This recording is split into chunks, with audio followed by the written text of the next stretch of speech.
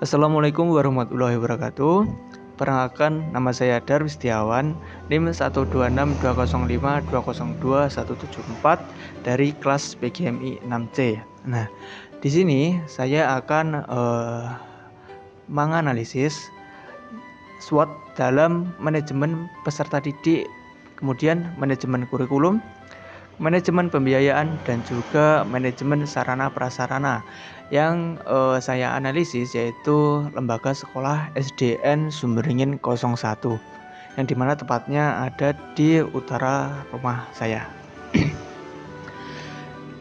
Kemudian untuk yang pertama itu ada SWOT, dimana SWOT ini adalah alat perencanaan strategis yang digunakan untuk mengevaluasi kekuatan, kelemahan, peluang, dan juga ancaman suatu lembaga atau organisasi. Analisis ini memberikan sebuah informasi yang berguna dalam menyesuaikan sumber daya dan juga kemampuan lembaga atau organisasi dengan lingkungannya. Setelah menganalisis SWOT ini, maka dapat dilakukan berbagai tahapan, yaitu yang pertama, mengumpulkan dan menganalisa seluruh data yang didapat langsung dari pelaku usaha atau pelaku, itu bisa guru atau juga terkait manajemennya apa, yang relevan terhadap permasalahan yang diteliti, yaitu meliputi gambaran umum atau sebuah profil. Kemudian pengelolaan fasilitas pelayanan dan yang lainnya. Kemudian yang kedua, menganalisa data dengan membandingkan faktor internal dan juga faktor eksternal. Yang ketiga, mengidentifikasi variabel-variabel yang dapat digunakan untuk mengembangkan sebuah manajemen daripada di lembaga itu sendiri. Kemudian yang keempat itu membuat pembahasan dan simpulan. Untuk kelebihan dan kekurangan SWOT ini, yaitu yang pertama, kelebihannya sederhana, kolaborasi, fleksibel, dan integratif, di mana analisis SWOT ini mudah dipahami, partisipatif, dapat digunakan untuk ukuran organisasi atau lembaga sebesar apapun, bahkan dapat digunakan untuk diri sendiri, di mana adanya faktor internal dan eksternal dengan sisi positif dan negatifnya juga mengakibatkan instrumen SWOT ini cukup lengkap dan menyeluruh. Kemudian untuk kelemahan atau kekurangannya itu tidak memprioritaskan masalah, sehingga berkemungkinan akan banyak hal yang tertunda atau terabaikan. Kemudian tidak memberikan solusi atau menawarkan keputusan alternatif. Meski membantu dalam menghasilkan banyak ide, tetapi tidak membantu Anda atau pihak yang memilih mana yang terbaik. Kemudian yang terakhir, menghasilkan banyak informasi tetapi tidak semuanya tepat dan berguna untuk kebutuhan yang lain. Baik, analisis manajemen di lembaga SDN Sumberingin 01 ini meliputi 4 hal.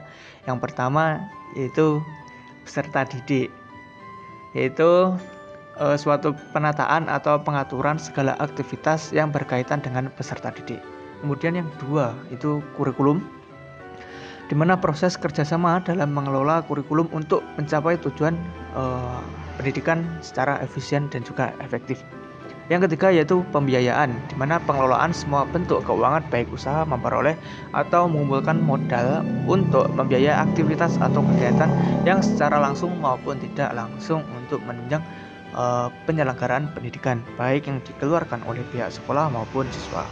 Kemudian yang terakhir, yang keempat, sarana dan prasarana, di mana kegiatan ini untuk mengatur dan mengelola sarana dan prasarana pendidikan secara efektif dan efisien dalam rangka pencapaian tujuan yang telah ditetapkan. Oke, langsung saja. Untuk yang pertama itu meliputi manajemen peserta didik. Dalam analisis ini saya mendapati bahwa hasil yang dicapai dari manajemen peserta didik di SDN Sumberingin 01 itu semua kegiatan dari datang, proses, dan selesai bisa tersusun dengan baik, di mana terutama mengenai peserta didik yang sudah masuk hingga peserta didik yang keluar atau sudah menjadi alumni. Selain itu juga dari hasil manajemen peserta didik ini mendapatkan keuntungan dari dua prestasi, yaitu non-akademik dan juga akademik. Untuk yang prestasi akademik ini pernah mendapatkan predikat tingkat kecamatan, yaitu perlombaan matematika.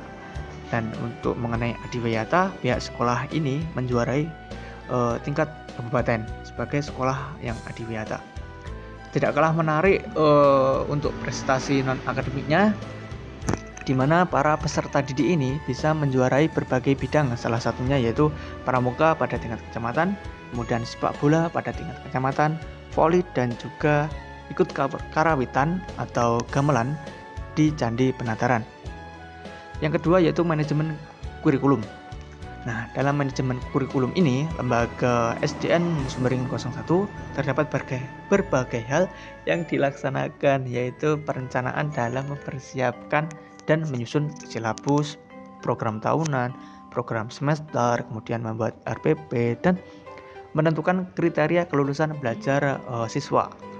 Hal ini mendapatkan arahan dan juga binaan dari berbagai banyak kalangan yang sesuai dengan bidangnya, di mana dalam pengembangannya dilakukan oleh guru dengan berdiskusi atau bergabung dalam satu rumpun mata pelajaran yang sama. Nah, pelaksanaan kegiatan manajemen kurikulum ini aktif dalam mengembangkan kemampuan baik melalui diskusi dengan teman sejawat, kemudian melalui pelatihan, penataan atau kegiatan MGMP, dan yang terakhir itu kegiatan yang membantu guru dalam pelaksanaan manajemen kurikulum. Yang ketiga yaitu manajemen pembiayaan. Berdasarkan hasil pemaparan data dan temuan yang sudah saya temui, itu membahas beberapa hal, yaitu ada 4. Yang pertama, pelaksanaan dalam merencanakan anggaran pendapatan dan belanja sekolah, di mana dalam hal ini merumuskan penyusunan pembiayaan sekolah dalam hal RAPBS. Kemudian yang kedua, pelaksanaan dalam mengupayakan pendapatan dan mengatur belanja sekolah. Dalam hal ini meliputi pembiayaan pendidikan yang ada di sekolah, di mana dimanfaatkan untuk dari sumber dana pemerintah dan juga strategi yang digunakan lembaga untuk menggalang pendanaan dari masyarakat, yaitu melalui murid dan juga usaha, yaitu koperasi. Yang ketiga yaitu pelaksanaan dalam melakukan evaluasi terhadap pendapatan dan belanja sekolah.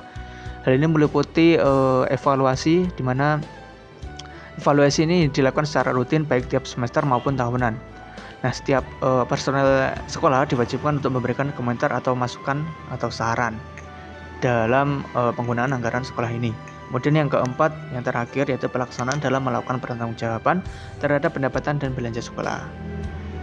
Nah, bentuk pertanggungjawabannya itu antara lain sifat transparansi dan juga laporannya itu bersifat akuntabilitas. Yang terakhir yaitu ada manajemen sarana dan prasarana. Nah, sarana prasarana itu merupakan kunci keberhasilan, di mana sarana prasarana yang lengkap dapat menunjang keefektifan dan efisien pencapaian tujuan pendidikan di sekolah itu sendiri. Kelengkapan sarana prasarana ini disesuaikan juga dengan standar sarana prasarana yang telah ditetapkan oleh pemerintah. Terkait sarana dan prasarana yang ada di lembaga ini yaitu meliputi perpustakaan, kamar mandi, ruang kelas, ruang guru atau kantor, karena di sini ruang kepala sekolahnya itu jadi satu dengan ruang guru. Kemudian kamar mandi, operasi, dan juga musola. Dilihat dari kelayaan bangunannya itu masih sangat baik ya. Tapi untuk kamar mandinya mungkin bisa ditingkatkan dari segi kenyamanannya. Lembaga ini dikelilingi oleh pagar, jadi keamanan di ruang lingkup sekolah ini tergolong aman ya. Kemudian untuk sarana teknologi saya rasa masih kurang, karena hanya terdapat satu proyektor saja yang dimana pemakaiannya itu bergantian. Jika sudah selesai nanti diganti dengan yang belum menggunakan proyektor, mungkin seperti itu. Tapi untuk kelengkapan alat tulis menulis sudah cukup baik.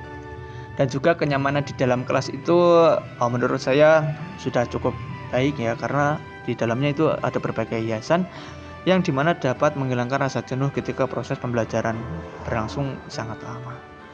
Ya mungkin itu tadi yang bisa saya paparkan mengenai analisis SWOT dalam manajemen peserta didik, manajemen kurikulum, manajemen pembiayaan, dan juga manajemen sarana dan prasarana yang ada di SDN Sumberingin 01.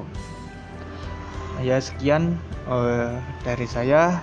Apabila ada salah kata ataupun tutur kata yang kurang berkenan, saya mohon maaf yang sebesar-besarnya. Sekian, wassalamualaikum warahmatullahi wabarakatuh.